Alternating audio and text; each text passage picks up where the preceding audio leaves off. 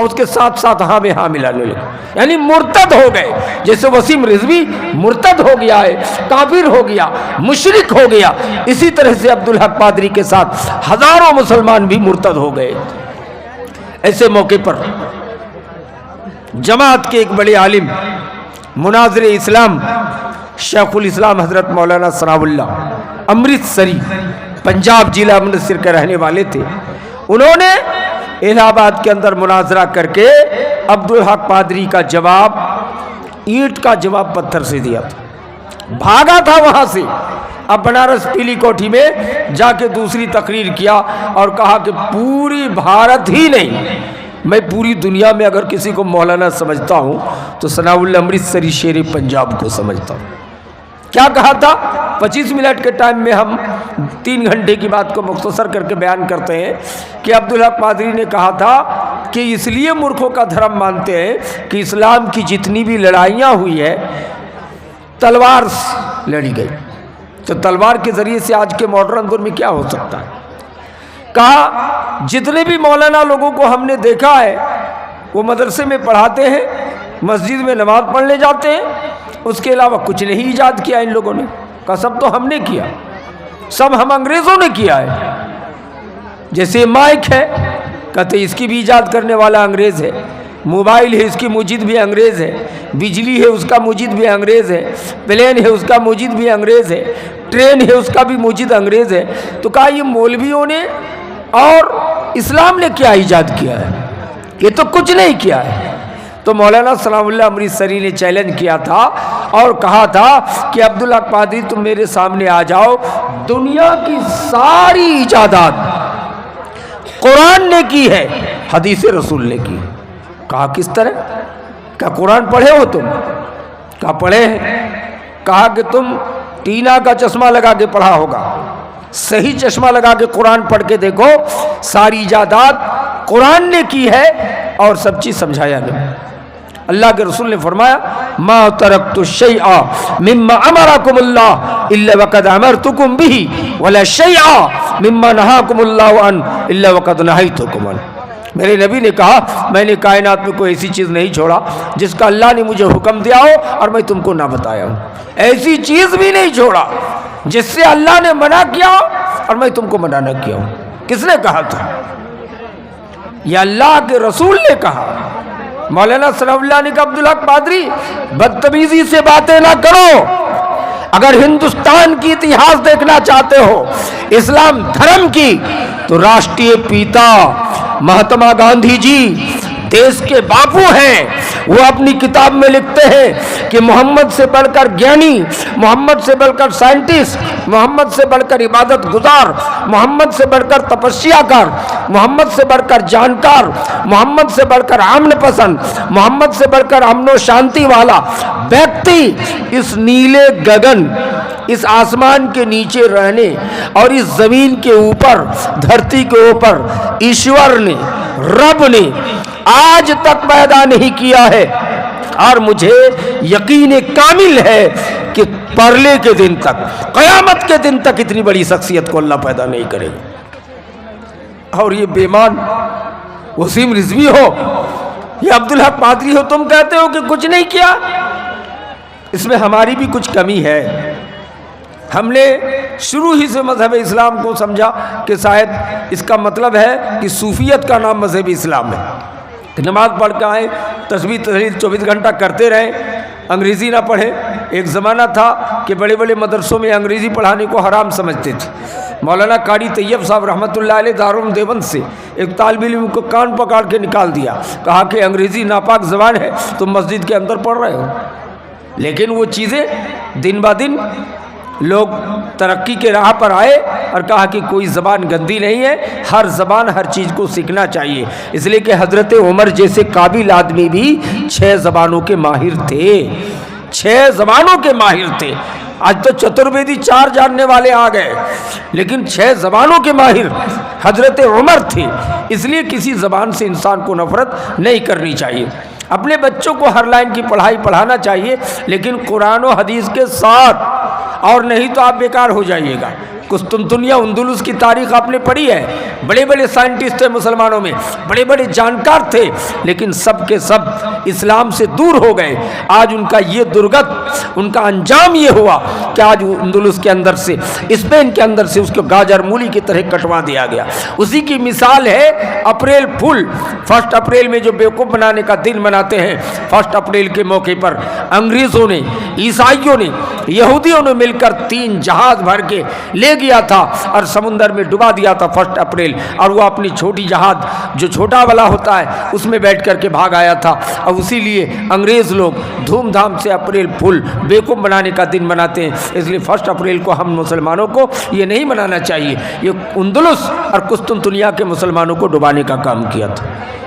दोस्तों 2-4-10 मिनट में आपको ये बता दूं कि दुनिया की सारी साइंसी इजादात मजहब इस्लाम ने किया है, कुरान ने किया है। कुछ सीधे साधे मौलवी पहले कहते थे कि घर में टीवी मत रखो। जिस घर में टीवी रखा जाता है, टेलीविज़न, उस घर में रहमत के फरिश्ते नहीं जाते। बिल्कुल जाहिलाना फतवा है।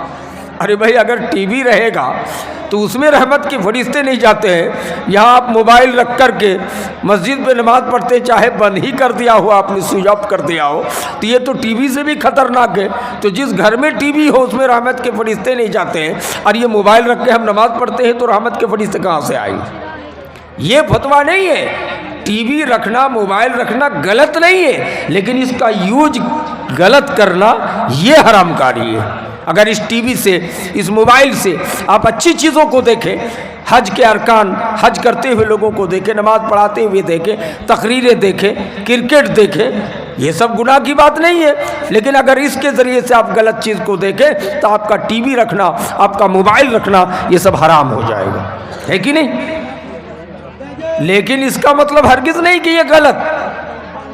सनाउल्लाह अमृतसरी के सामने अब्दुल हक पादरी ने कहा था कि सबसे पहले टीवी का इजाद किसने किया था? मौलाना सनाउल्लाह बोले थे कि कुरान ने किया है, नबी ने किया है। अब्दुल हक पादरी ने कहा कहाँ लिखा है?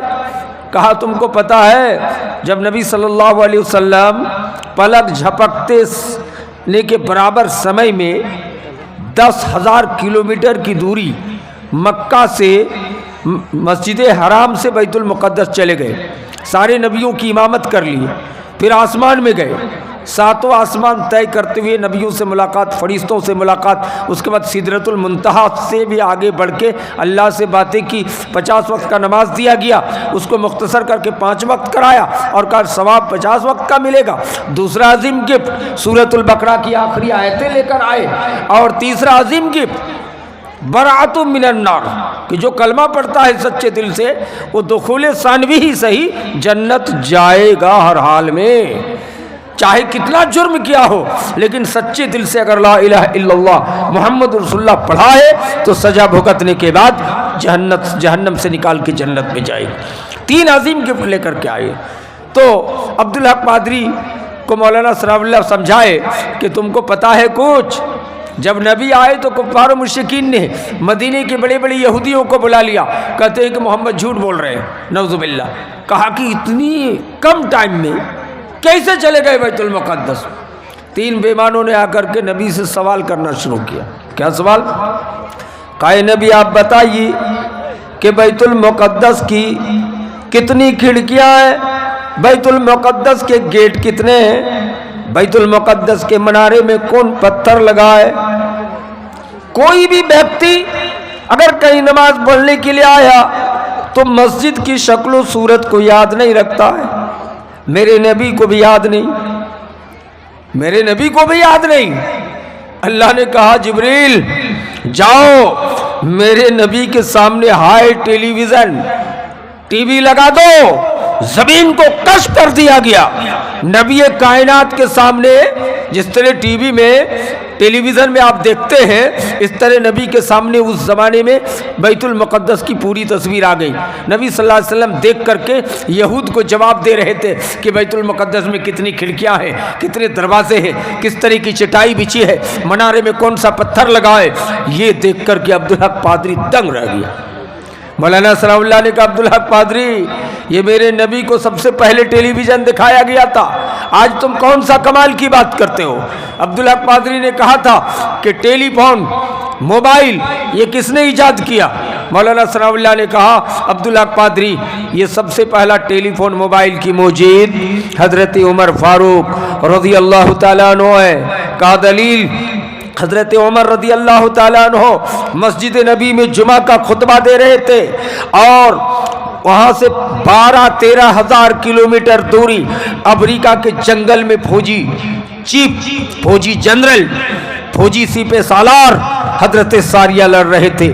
حضرت فاروق اعظم نے جمعہ کا خطبہ اسٹاپ کر کے، جمعہ کا خطبہ روک کر حضرت ساریہ سے باتیں شروع کر دی۔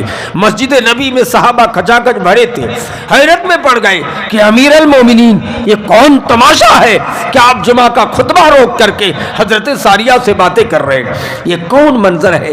35 منٹ کی باتیں حضرت فاروق اعظم نے مدینے کی جمعہ کا خطبہ روک کر حضرت ساریہ سے باتیں کی۔ مولانا ثناء اللہ نے کہا عبدالحق قادری جس ٹیلی ویژن، جس موبائل سے حضرت فاروق اعظم نے حضرت ساریہ سے باتیں کی تھی، اس ٹیلی فون کا کوئی ٹاور نہیں تھا، اس ٹیلی فون کے لیے زمین میں کوئی تار نہیں گاڑا گیا تھا۔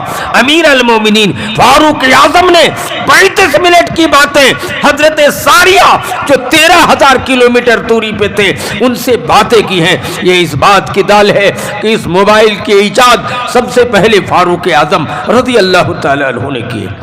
جو انصاف کرنے والے تھے وہ جج نے لکھا کہ صحیح بات ہے، اس کو صحیح میں لکھو۔ اور سوال عبدالحق قادری نے کہا تھا کہ دنیا میں کون ایسا معاملہ ہے، کون ویکتی ہے کہ جو سب سے پہلے پلین کا ایجاد کیا تھا؟ مولانا ثناء اللہ نے کہا تھا کہ ٹیلی فون یا ایروپلین کی موجد تو صحیح طور پہ